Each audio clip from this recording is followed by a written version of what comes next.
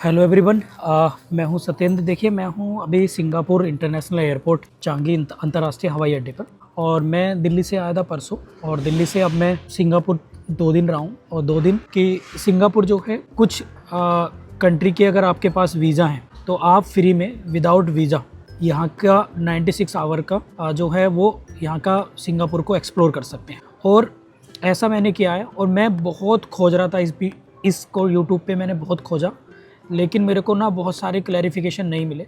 तो मैंने कहा एक सीधी तरीके से मैं आप लोगों को जो है वो बता देता हूँ। तो इसको कहते हैं VFTF, यानी वीज़ा फ्री ट्रांजिट फैसिलिटी। यानी मान लेते कोई भारत का व्यक्ति है और उसको सिंगापुर घूमना है बिना वीज़ा के, तो सिंगापुर सरकार ने क्या कर रखा है कि 96 आवर आप लोग घूम सकते हैं। अब कैसे घूमेंगे? यदि आपके पास या तो वैलिड वीज़ा हो या लॉन्ग टर्म वीज़ा हो। किसका?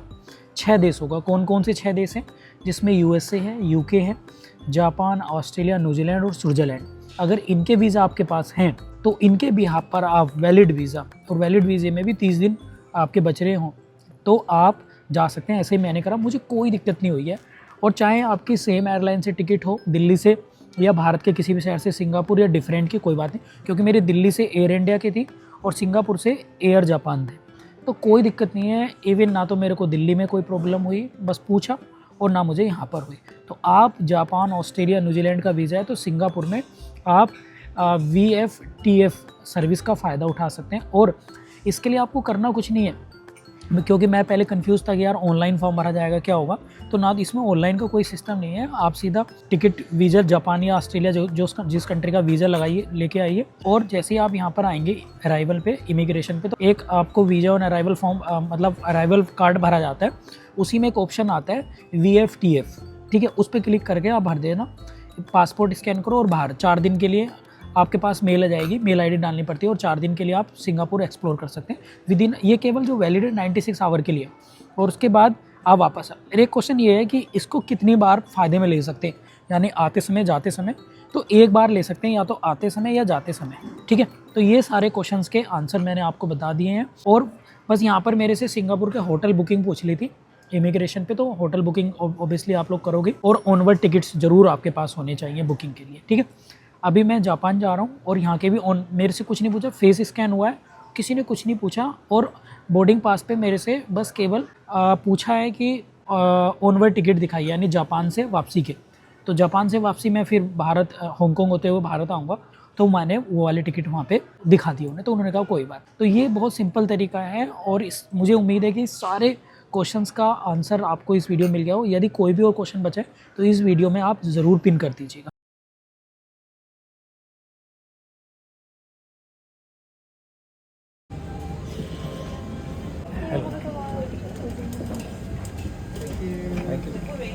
तो गाइस, मैं हूँ अभी नरिता इंटरनेशनल एयरपोर्ट जापान के, और टोक्यो में बेसिकली 2 इंटरनेशनल एयरपोर्ट है। एक हानेडा जो मेन टोक्यो में है, और हानेडा से लगभग ये 50 किलोमीटर दूर है आप लोगों का टोक्यो से नरिता इंटरनेशनल एयरपोर्ट। तो मेरी जो फ़्लाइट थी वो सिंगापुर से टोक्यो के लिए थी। अब मैं आप लोगों को कुछ इन्फॉर्मेशन बताऊंगा कि मैंने जो वीज़ा है, मेरे पास वीज़ा थे, हालांकि इमिग्रेशन पे मेरे से कुछ नहीं पूछा गया।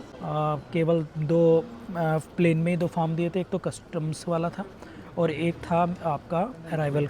जापान की जो करेंसी है ना, वो येन है, जापानी येन। तो जापानी येन जो है 1 इंडियन रुपीज़ में, कि जापानी येन आपके पास 100 है तो आपको 57 रुपये खर्च करने पड़ेंगे। 57 रुपये में आप लोगों को 100 जापानी येन जो है वो मिल जाएगी। और जापान काफ़ी महंगा है भाई, बहुत महंगा है, क्योंकि मैं लगभग अभी जाऊंगा 1 घंटे बस से, तो 800 रुपये का टिकट बैठा है, यानी 1500 येन जो है इसका टिकट मेरे को मिला है।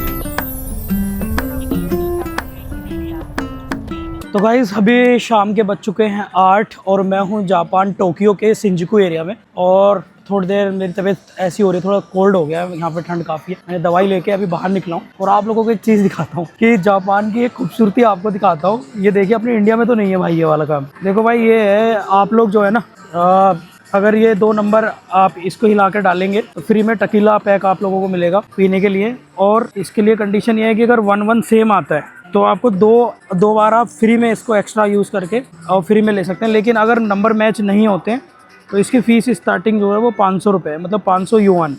500 युआन का मतलब है कि लगभग 250 रुपये, 250-300 रुपये मान के चलिए आप। लेकिन ये टोक्यो में है भाई। अब इधर चलते हैं और देखते हैं। गाइस जापान में जो है ना, टैक्सी ड्राइवर भी अपनी बिल्कुल प्रॉपर ड्रेस में रहते हैं। और ड्रेस पता है इनकी क्या, कोट पैंट और टाई, ब्लू कोट यानी नेवी ब्लू और टाई पहन के ही जो उसमें रहते हैं। ऐसा नहीं कि अपने हवाई कैसे ही किसी ऑर्डर में भी रह लिए। तो जापान में जो है, जापान में भाई टैक्सी ड्राइवर का भी एक प्रॉपर अपना प्रोफेशनल कोड है। और इसके अलावा जापान के लोग जो है ना बहुत पोलाइट हैं, बहुत हेल्पिंग नेचर के हैं। भाई टोक्यो में जो है ना सबसे ज़्यादा क्राउड रहता है। और भाई इसमें इतनी भीड़ है, और देखना आप लोग हर स्ट्रीट की तरफ भीड़ ही भीड़ आपको दिखाई देगी। और आप देखेंगे पूरा का पूरा टोक्यो जो है इस टाइम जगमगा रहा है। रात के 9 बज गए और 9 बजे आप देखेंगे क्या वाइब्स आ रही हैं। और एक चीज़ और बताऊँ आप लोगों को, ज़्यादातर जो लोग हैं ना वो, चलिए पहले सड़क क्रॉस करते हैं, ये भी एक्सपीरियंस कराता हूँ तुम्हें। अभी पहले मैं इधर था और अब इधर जाऊँगा और इसी स्ट्रीट को भी घूमते हैं। इधर मेट्रो भी चल रही है, देखो सामने अगर आप देखेंगे ना। तो भाई ये है, आप जो है यहाँ से साइकिल भी रेंट पे ले सकते हो। बहुत सारी साइकिलें खड़ी हैं, साइकिल रेंट पे लेके ना स्ट्रीट को रात में घूम भी सकते हैं। और हवा चल रही है भाई काफ़ी तेज़, टेम्परेचर भी काफ़ी कम है क्योंकि बहुत ठंड लग रही है मेरे हिसाब से। और एक बात और बताऊँ आप लोगों को कि पूरी रात टोक्यो जो है ना, नाइट क्लब्स और ये सब एवरीथिंग पूरी रात खुले रहते हैं। और रात में टैक्सी यहाँ पर बराबर आपको मिल जाएंगे। लेकिन हाँ, टैक्सी की बात करूँ तो टैक्सी बहुत मोस्ट एक्सपेंसिव है भाई, मोस्ट एक्सपेंसिव है टैक्सी लेना।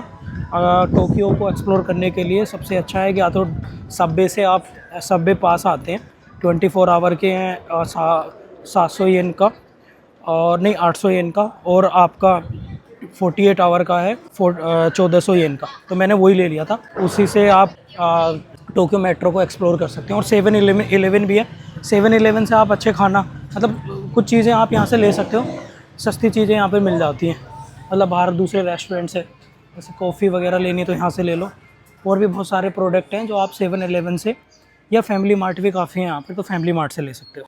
अभी मैं अपने हॉस्टल के जो हमारा रिसेप्शन रूम से ऊपर जहाँ पर सब लोग खा पी रहे हैं, यहाँ पर काफ़ी सारी किताबें भी रखी हैं और टीवी भी चल रहे हैं और काफ़ी सारे लोग इसमें बैठे हैं। और यहाँ पर ही मैं बैठा हूँ। और अभी यहाँ से ऊपर जाऊँगा, ऊपर क्योंकि साइलेंट रूम है। मतलब मैंने कैप्सूल बुक करा है जिसमें सिंगल पर्सन रह सकता है, एक ही व्यक्ति, और सब साइलेंट रहते हैं। तो वहाँ से जाके फिर आराम करते हैं। थोड़ी तबीयत भी मेरी ऐसी हो रही क्योंकि इतना हैवी कोल्ड हो रहा है और हवा चल रही है बहुत।